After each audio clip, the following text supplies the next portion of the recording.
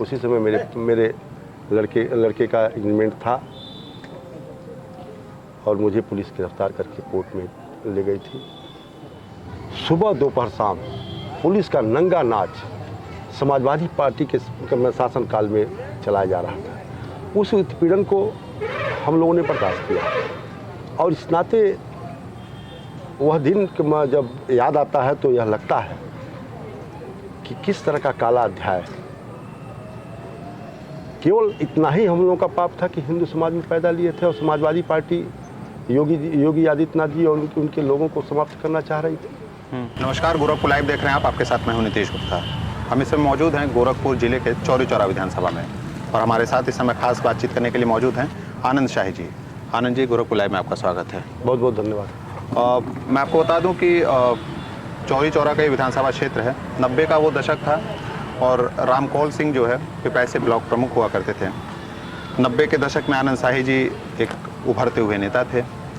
दुख पहुंचता है तब जब 95 में, क्योंकि रामकौल सिंह का एक साफ सुथरा छवि था नेता के तौर पे। दुख तभी नहीं पहुंचता है जब 95 में एक कोई बाहरी आता है और उनको चुनाव हरा देता है।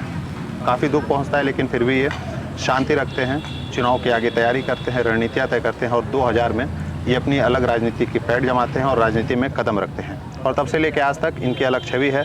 लगातार कई बार ब्लॉक प्रमुख रहे हैं और आज हम बता दें कि हिंदू वाहिनी से ये जुड़े हुए हैं लगातार। 2007 में जब दंगे हुए थे तब इनके ऊपर गैंगस्टर लगा।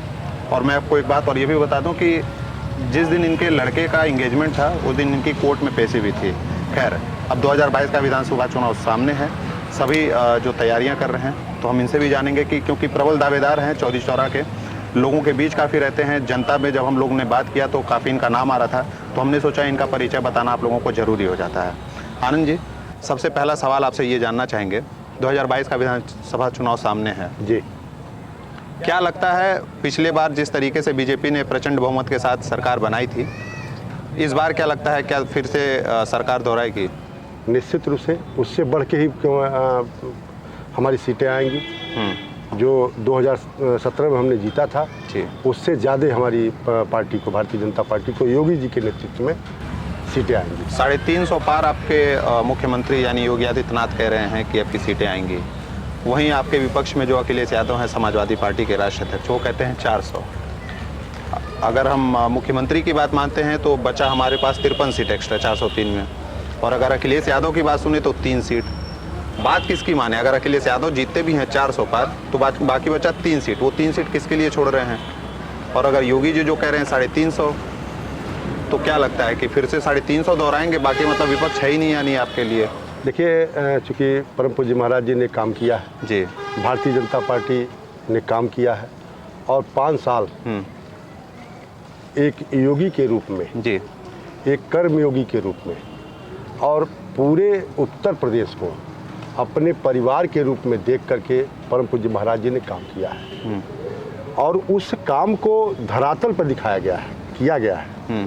हर बिंदु पर परम पूज्य महाराज जी ने हम कार्यकर्ताओं के द्वारा धरातल पर काम करवाया है। जो आम जनमानस में चीज़ें तो उभर के हम लोग सामने आ रही हैं, सभी लोगों ने मन बनाया है कि परम पूज्य महाराज जी को जो उन्होंने कहा है, क्योंकि परम पूज्य महाराज जी कैलकुलेशन कभी भी गड़बड़ नहीं करते हैं। जब भी उनका कैलकुलेशन रहता है तो उस कैलकुलेशन में इजाफा ही होता है, घटता नहीं, और इस बार भी घटेगा नहीं।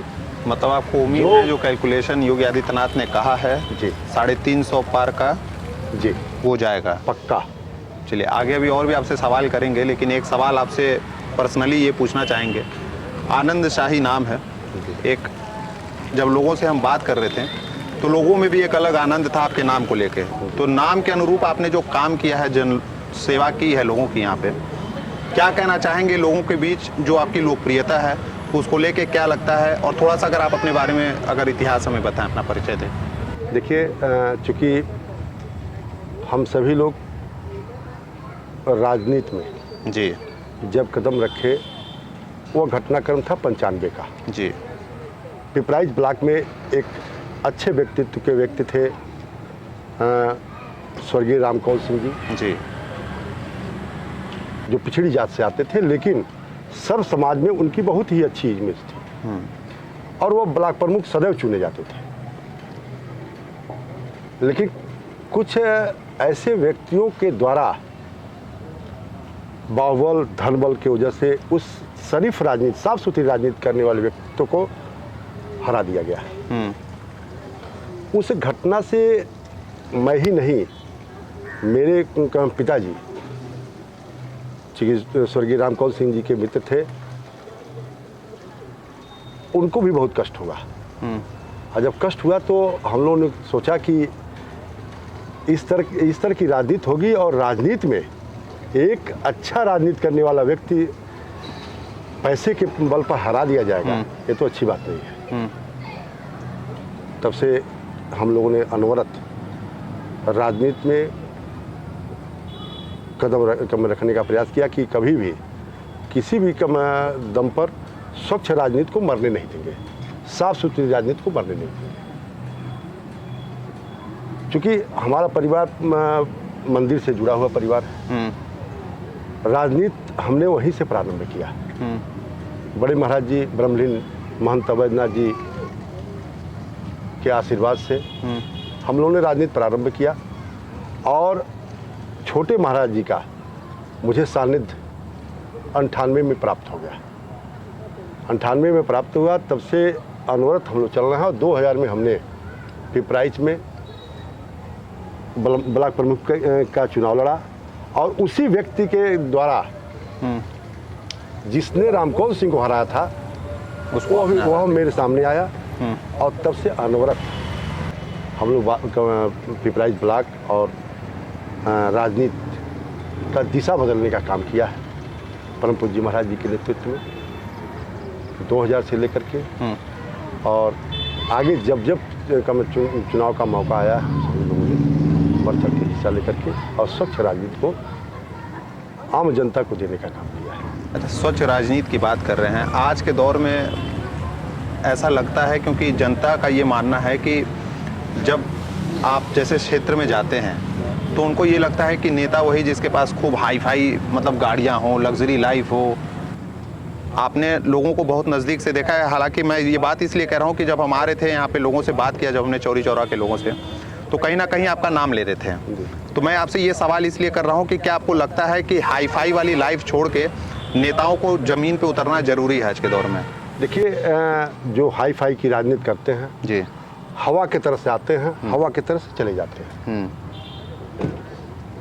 हम सभी लोग जमीन पर रह करके काम किया है और जितने भी राजनीति के संसाधन होते हैं, जिस तरह के साफ सुथरी राजनीति में जिस चीज़ की आवश्यकता होती है उस चीज़ की पूर्ति करते हुए हम लोग आगे बढ़ते हैं। लग्जरी गाड़ी का युग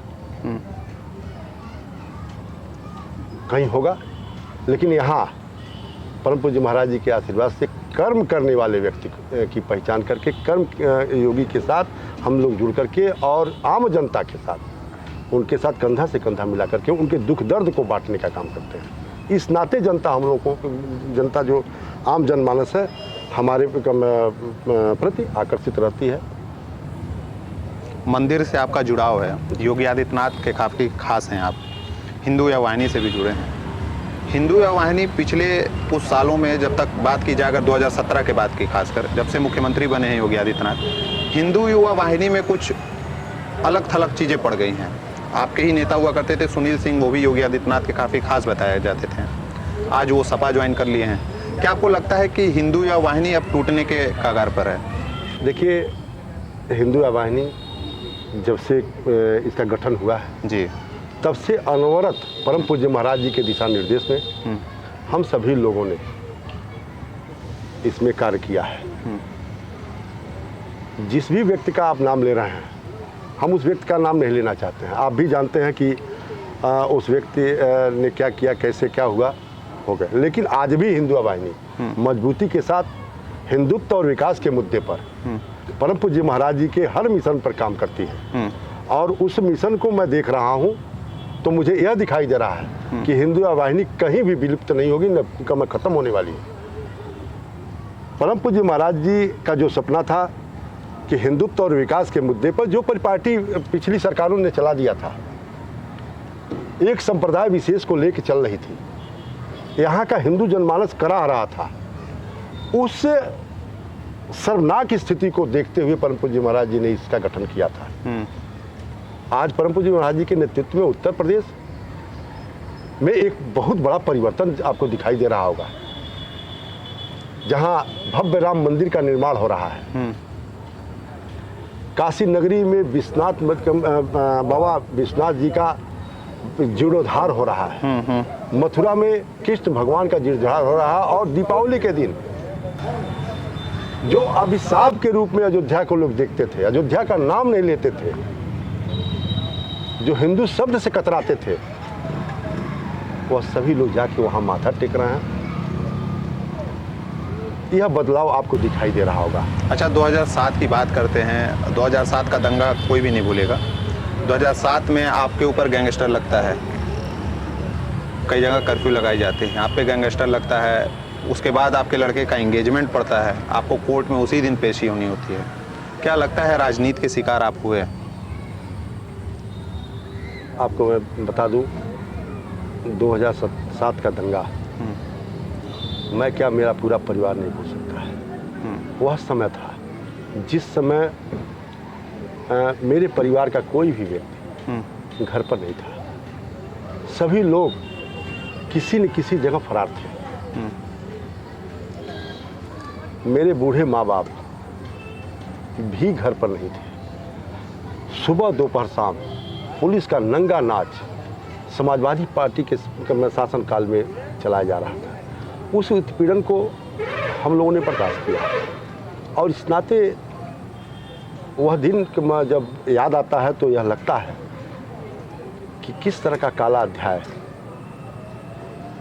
केवल इतना ही हम लोगों का पाप था कि हिंदू समाज में पैदा लिए थे, और समाजवादी पार्टी योगी आदित्यनाथ जी और उनके लोगों को समाप्त करना चाह रही थी।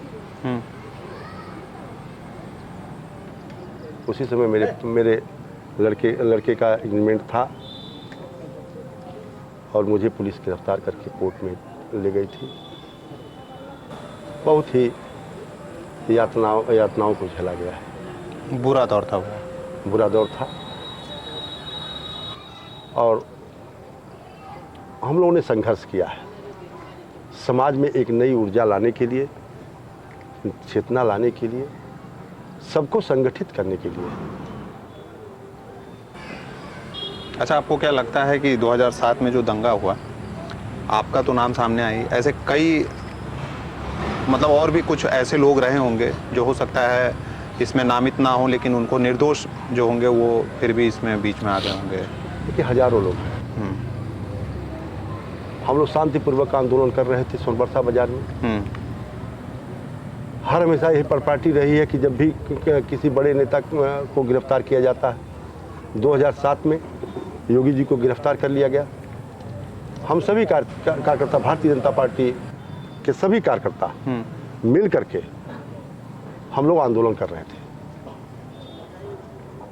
और एक साथ पीएसी और तमाम तरह की फोर्स आ गई और लाठी बरसाना शुरू कर दी।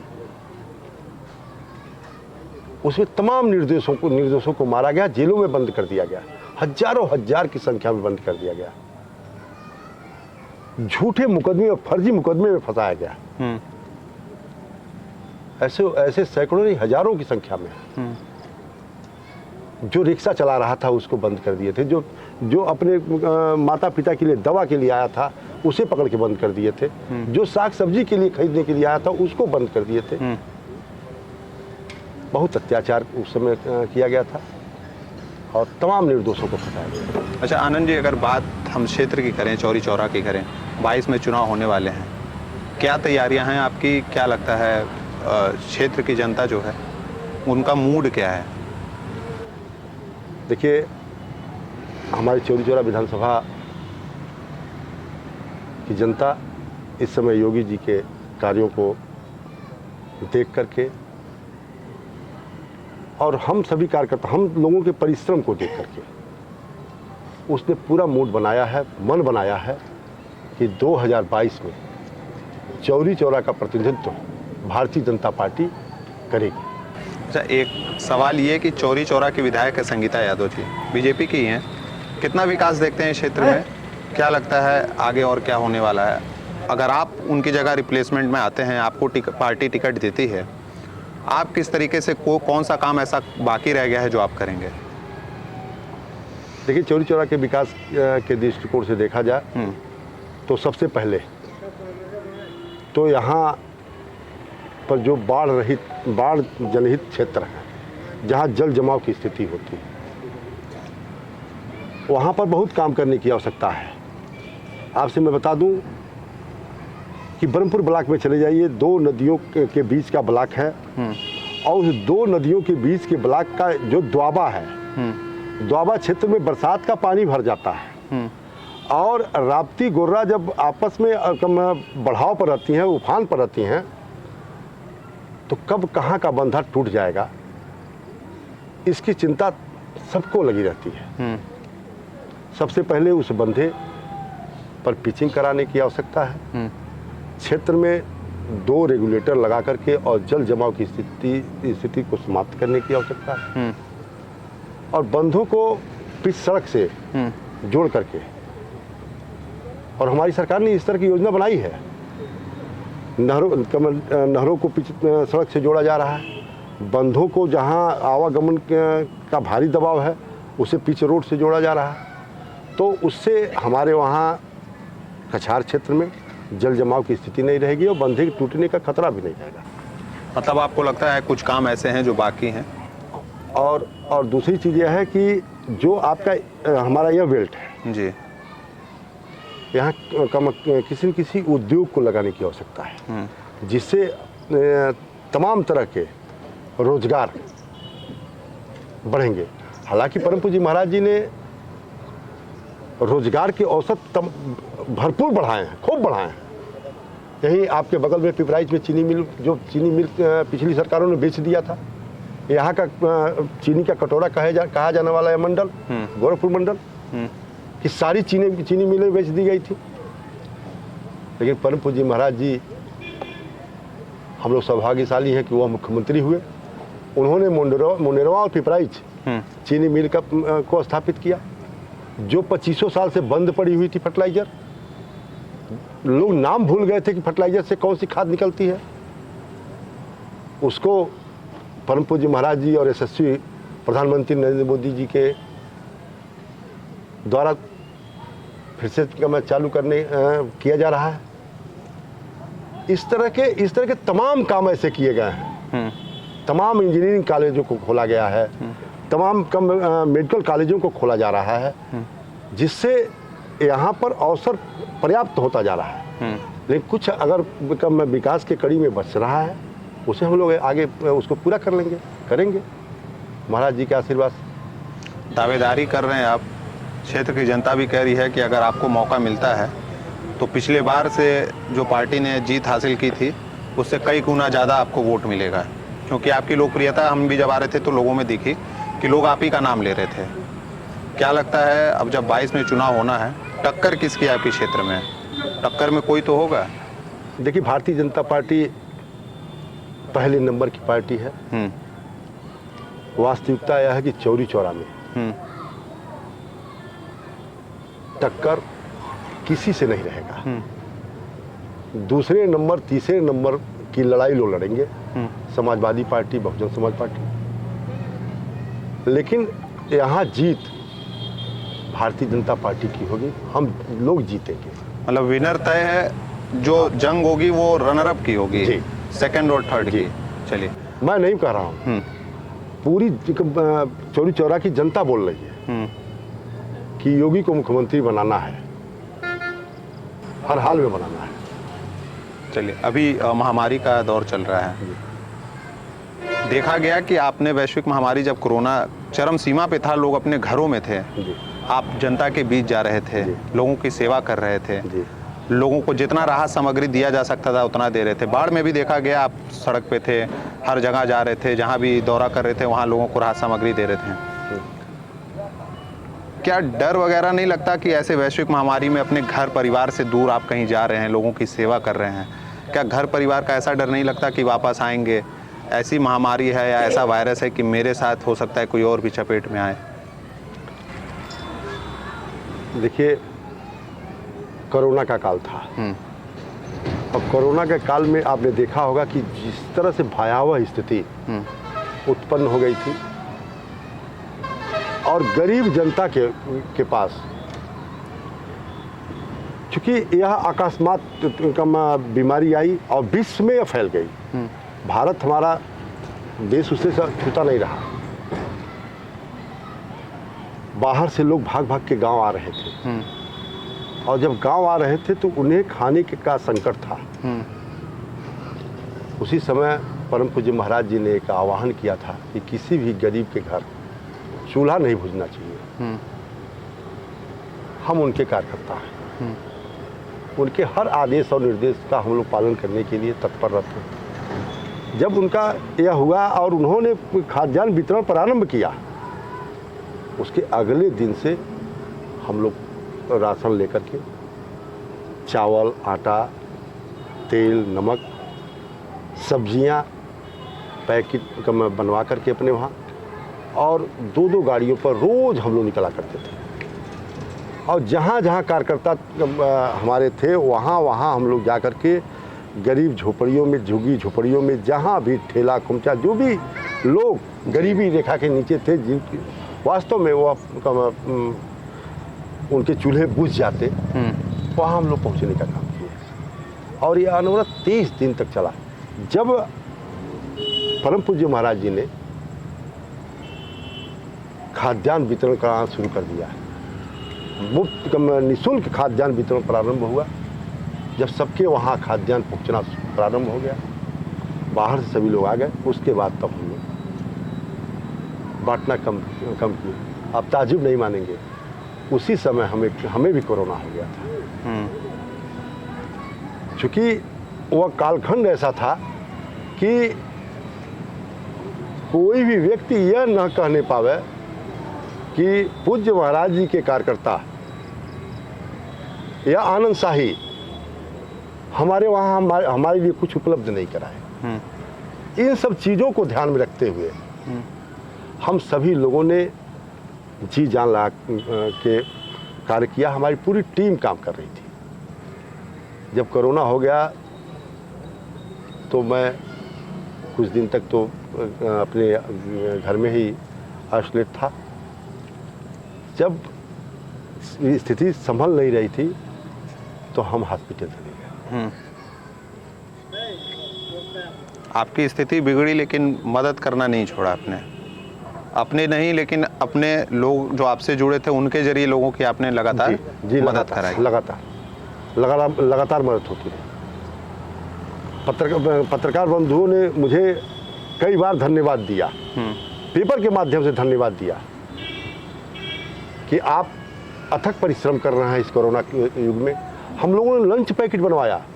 सड़कों पर जो पैदल जा रहे थे उन्हें हम लोग लंच पैकेट बनवा करके, और जहाँ जहाँ स्टॉपेज था, रामनगर जहाँ हुआ, जगदीशपुर हुआ, 15 मील हुआ, फिर आपके चौरी चौरा में हुआ, जिस रास्ते से लोग जाते थे वहाँ हम लोग रोज़ किसी न किसी स्थान पर लंच पैकेट बनवाते थे और उन राहगीरों को भी हम बांटते थे। खाद्यान्न तो हम गांव में बांटते ही थे, लेकिन हम राहगीरों को भी लंच पैकेट दे करके कि उनके वह भी भूखा न रहे। छोटे छोटे बच्चे, औरतें तड़फड़ाती हुई जा रही थी।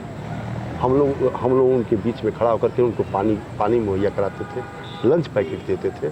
अच्छा आनंद जी, आपको प्रेरणा कहाँ से मिलती है ऐसी कि लगातार, क्योंकि जब हम आ रहे थे लगातार जो भी ज़रूरतमंद हमें दिखा वो यही कह रहा था कि क्षेत्र में कोई भी लोग हो, किसी भी प्रकार की उसे ज़रूरत हो तो पहला नाम जो आता है वो आनंद शाही का आता है। प्रेरणा कहाँ से मिलती है? लोगों के बीच रहना, लोगों की सेवा करना, तन मन धन तीनों तरीके से, कहाँ से प्रेरणा मिलती है? देखिए, सबसे पहले मैं आपसे बता दूं कि मेरे पिताजी अनवरत आज भी गांव में किसी भी व्यक्ति को किसी भी तरह की दिक्कत होती है तो वह उसकी मदद करने के लिए आगे आ जाते हैं। प्रेरणा हमको परिवार से ही मिली है और आशीर्वाद मुझे योगी जी से मिला है। दोनों लोग, एक पिताजी की प्रेरणा और योगी जी का आशीर्वाद, यह सब काम करने के लिए आगे बढ़ाती है हम लोग। 2 लाठियां माना जाए, एक आपके पिताजी और आशीर्वाद मिला आपको योगी आदित्यनाथ से, और यही कारण रहा कि आप आगे बढ़ते गए, लोगों की सेवा करते रहें, और कहीं ना कहीं ये लोगों में अब आपका जो अलग नाम है वो आज है। चलिए आखिरी सवाल ये करते हैं आपसे, क्या लगता है अब जबकि आप प्रबल दावेदारी कर रहे हैं, पार्टी की तरफ से क्या लगता है, कुछ आश्वासन, कहीं किसी से कोई बात? देखिए, हमारी पार्टी जी कार्यकर्ता को तरजीह देती है। आम जनमानस में कौन बेहतर काम कर रहा है उसे तरजीह देती है। तो मुझे पूर्ण विश्वास है कि भारतीय जनता पार्टी 2022 में हमारे ऊपर विचार करेगी, और हम भारतीय जनता पार्टी के सिपाही हैं, हमको लड़ाएगी ही लड़ाएगी। परम पूज्य महाराज जी का भी आशीर्वाद मुझे प्राप्त होगा, पूरे भारतीय जनता पार्टी का आशीर्वाद प्राप्त होगा। आनंद जी, आपने हमसे बात की, आपका बहुत बहुत धन्यवाद।